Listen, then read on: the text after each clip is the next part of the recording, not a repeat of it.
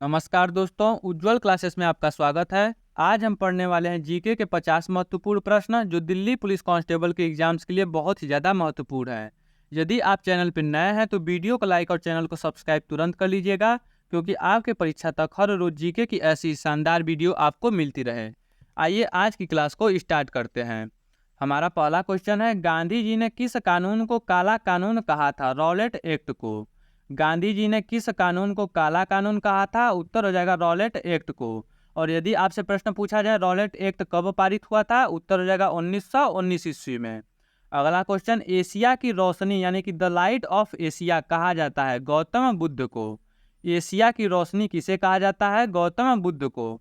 और यदि आपसे पूछा जाए कि गौतम बुद्ध का जन्म कहाँ पर हुआ था? लुम्बिनी में। गौतम बुद्ध को ज्ञान की प्राप्ति कहाँ हुई थी? बोध गया में। तथा गौतम बुद्ध की मृत्यु कहाँ हुई थी? उत्तर हो जाएगा कुशीनगर में। अगला क्वेश्चन, हर्षवर्धन अपनी धार्मिक सभा कहाँ किया करता था? प्रयाग में। हर्षवर्धन अपनी धार्मिक सभा कहाँ किया करता था? उत्तर हो जाएगा प्रयाग में। और नागानंद पुस्तक के लेखक कौन है? हर्षवर्धन। रत्नावली तथा प्रियदर्शिका के भी लेखक कौन है? उत्तर हो जाएगा हर्षवर्धन। हर्षवर्धन को नागानंद, रत्नावली तथा प्रियदर्शिका का लेखक माना जाता है। अगला क्वेश्चन, भारत में गुलाम वंश का संस्थापक कौन था? कुतुबुद्दीन ऐबक।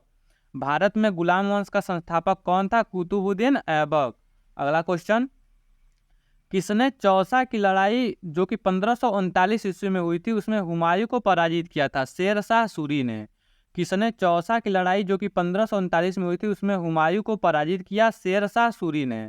यदि आपसे प्रश्न पूछा जाए कि ग्रैंड ट्रंक रोड किसने बनवाई यानी कि जीटी रोड? उत्तर हो जाएगा शेर शाह सूरी। और कन्नौज या बिलग्राम का युद्ध यदि पूछा जाए तो कब हुआ था? 1540 ईस्वी में। अगला क्वेश्चन, सिखों के अंतिम गुरु कौन थे? गुरु गोविंद सिंह। सिखों के अंतिम गुरु कौन थे? गुरु गोविंद सिंह थे। और सिख धर्म की स्थापना किसने किया था? गुरु नानक देव ने। अगला क्वेश्चन, टीपू सुल्तान की राजधानी थी श्रीरंगपट्टनम में। टीपू सुल्तान की राजधानी कहाँ पर थी? श्रीरंगपट्टनम।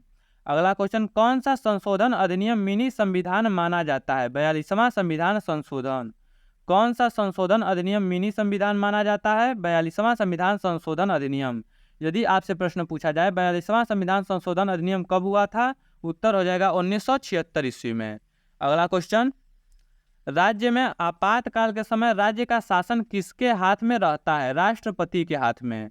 राज्य में आपातकाल के समय राज्य का शासन किसके हाथ में रहता है? राष्ट्रपति के हाथ में रहता है। और यदि आपसे प्रश्न पूछा जाए कि राष्ट्रीय आपातकाल किस अनुच्छेद के तहत लगाया जाता है? अनुच्छेद 352 के तहत। और राष्ट्रपति शासन किस अनुच्छेद के तहत? अनुच्छेद 356 के तहत। तथा वित्तीय आपातकाल किस अनुच्छेद के तहत लगाया जाता है? तो उत्तर हो जाएगा अनुच्छेद 360 के तहत वित्तीय आपातकाल लगाया जाता है। अगला क्वेश्चन, 8वें परिशिष्ट का संबंध है भाषा से। 8वें परिशिष्ट यानी कि 8वीं अनुसूची का संबंध किससे है? तो भाषा से। और यदि आपसे प्रश्न पूछा जाए कि 8वीं अनुसूची में कितनी भाषाएं हैं? तो 22 भाषाएं हैं। अगला क्वेश्चन, विधानसभा का सदस्य बनने के लिए न्यूनतम आयु कितनी होना आवश्यक है? 25 वर्ष। विधानसभा का सदस्य बनने के लिए न्यूनतम आयु कितनी होनी चाहिए? 25 वर्ष। और यदि आपसे प्रश्न पूछा जाए कि लोकसभा का सदस्य बनने के लिए, वो भी 25 वर्ष आंसर हो जाएगा। तथा राज्यसभा का सदस्य बनने के लिए न्यूनतम आयु 30 वर्ष। अगला क्वेश्चन, मुख्यमंत्री की नियुक्ति किसके द्वारा की जाती है? राज्यपाल के द्वारा। मुख्यमंत्री की नियुक्ति किसके द्वारा की जाती है? राज्यपाल के द्वारा। तथा यदि आपसे पूछा जाए कि राज्यपाल की नियुक्ति कौन करता है? उत्तर हो जाएगा राष्ट्रपति। अगला क्वेश्चन, संविधान के किस अनुच्छेद के अंतर्गत राष्ट्रपति द्वारा भारत के महान्यायवादी की नियुक्ति की जाती है? अनुच्छेद 76 के द्वारा। संविधान के किस अनुच्छेद के अंतर्गत राष्ट्रपति द्वारा भारत के महान्यायवादी की नियुक्ति की जाती है? अनुच्छेद 76 के द्वारा।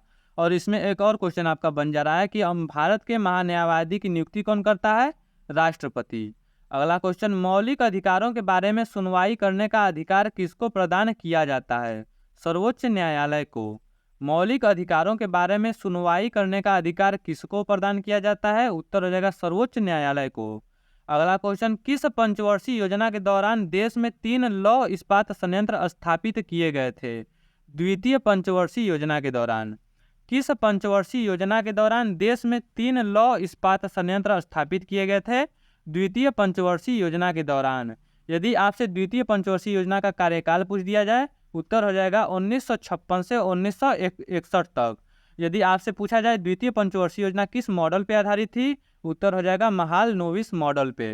अगला question, doctor Norman E Borlaug किस देश से थे? अमेरिका से। डॉक्टर नॉर्मन ई बोरलॉग किस देश के थे? अमेरिका से।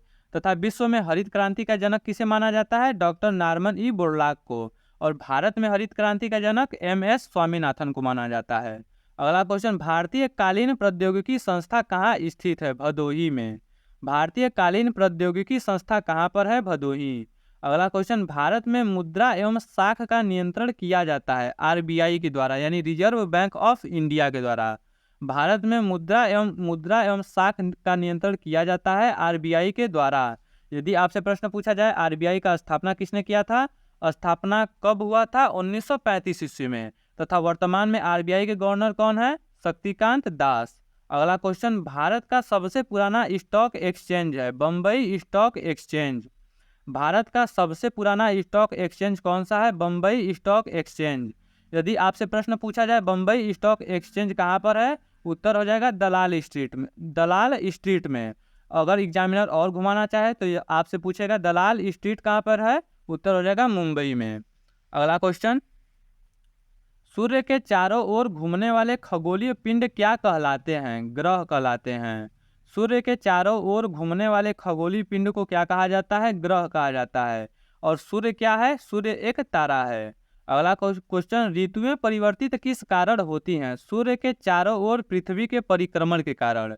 ऋतुएं परिवर्तित किस कारण होती हैं? सूर्य के चारों ओर पृथ्वी के परिक्रमण के कारण। और यदि प्रश्न पूछता है कि दिन रात किस कारण होता है, तो पृथ्वी के अपने अक्ष पे घूर्णन के कारण, यानी कि परिभ्रमण के कारण। अगला क्वेश्चन, स्ट्राम्बोली किस प्रकार का ज्वालामुखी है? जागृत ज्वालामुखी है। स्ट्राम्बोली किस प्रकार का ज्वालामुखी है? जागृत ज्वालामुखी। यदि आपसे प्रश्न पूछा जाए स्ट्राम्बोली कहाँ पर है, तो उत्तर हो जाएगा इटली के सिसिली के उत्तर में लिपारी द्वीप पर स्थित एक सक्रिय ज्वालामुखी है। अगला क्वेश्चन, अफ्रीका महाद्वीप की सबसे बड़ी झील है विक्टोरिया झील। अफ्रीका महाद्वीप की सबसे बड़ी झील कौन सी है? उत्तर हो जाएगा विक्टोरिया झील।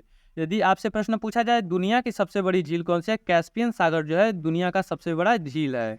अगला क्वेश्चन, अटाकामा मरुस्थल किस दक्षिण अमेरिकी देश में है? चिली में। अटाकामा मरुस्थल किस दक्षिण अमेरिकी देश में है? तो उत्तर हो जाएगा चिली में। और विश्व का सबसे बड़ा मरुस्थल कौन सा है? उत्तर हो जाएगा सहारा मरुस्थल। अगला क्वेश्चन, सवाना घास भूमियाँ पाई जाती हैं उत्तरी मध्य अफ्रीका में। सवाना घास भूमियाँ कहाँ पाई जाती हैं? उत्तरी मध्य अफ्रीका में पाई जाती हैं। अगला क्वेश्चन, भारत के किस राज्य में सबसे लंबी मुख्य भूमि तट रेखा है? गुजरात राज्य का।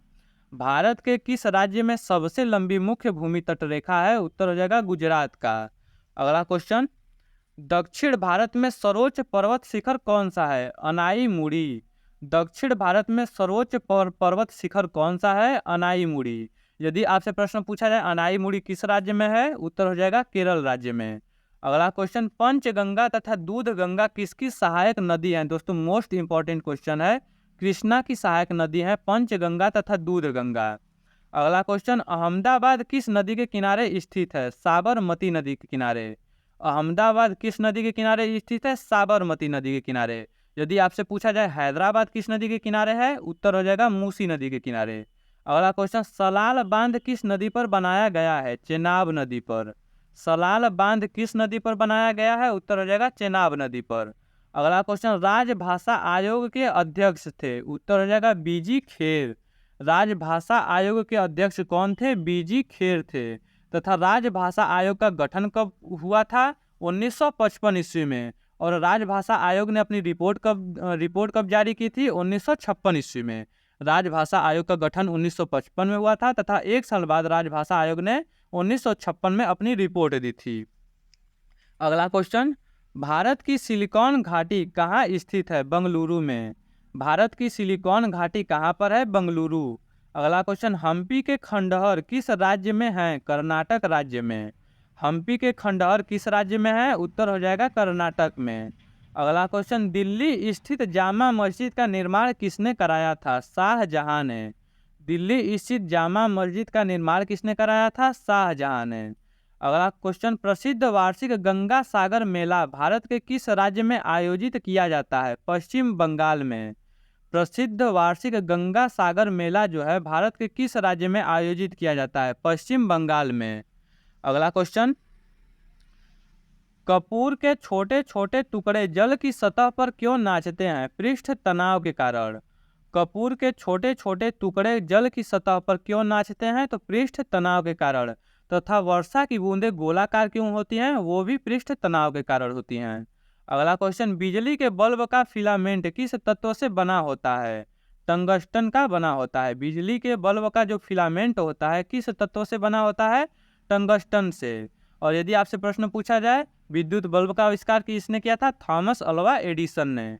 अगला क्वेश्चन, क्विक सिल्वर के नाम से जाना जाता है? मरकरी यानी कि पारा। क्विक सिल्वर के नाम से किसको जाना जाता है? मरकरी यानी कि पारे को। अगला क्वेश्चन, सिरके का तिक्त स्वाद किसके कारण होता है? एसिटिक एसिड के कारण।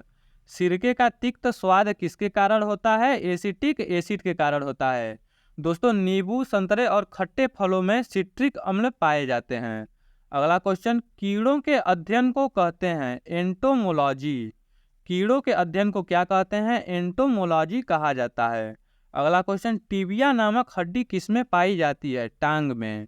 टीबिया नामक हड्डी किसमें पाई जाती है? उत्तर हो जाएगा टांग में। यदि आपसे प्रश्न पूछा जाए कि शरीर की सबसे छोटी हड्डी कौन सी है? उत्तर हो जाएगा स्टेपिस। कहाँ पर पाई जाती है? ये पाई जाती है मनुष्य के कान में। अगला क्वेश्चन, नोबेल पुरस्कार जीतने वाला पहला भारतीय अर्थशास्त्री था? अमर्त्य सेन। नोबेल पुरस्कार जीतने वाला पहला भारतीय अर्थशास्त्री कौन था? अमर्त्य सेन था। अगला क्वेश्चन, महात्मा गांधी की आत्मकथा का क्या नाम है? My experiment with truth. Mahatma Gandhi की आत्मकथा का क्या नाम है? उत्तर हो जाएगा माई एक्सपेरिमेंट विथ ट्रूथ। अगला क्वेश्चन, रज्मनामा किस ग्रंथ का फारसी अनुवाद है? महाभारत का।